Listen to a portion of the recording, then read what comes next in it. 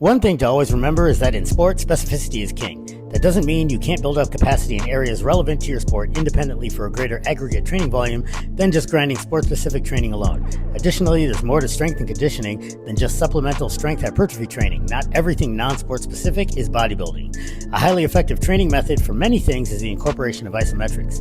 An isometric exercise is when the muscle contracts but stays in place with no lengthening or shortening. In other words, it's a hold. An example of this that I often use are side bridges or side planks. This exercise is great for lateral stability in the spine, trains activating the shoulder, and builds strong, resilient obliques. Because it's isometric, it'll build strength without size, so unlike side bends under load with sets and reps, your obliques will not grow in size, just strength endurance.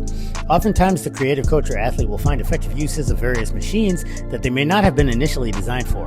An example of this would be using the reverse hyper to perform rolling triceps extensions. This version of the exercise turns the standard lying dumbbell movement into a heavier, more dynamic variation that's great for pressing lockout, throwing power, or adding snap to the end of punches.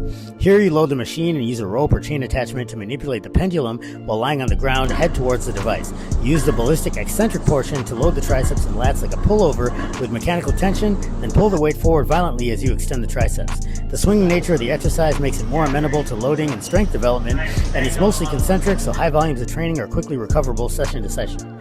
Depending on what you need to train to be the best you, there's many unconventional ways to stay in the fight.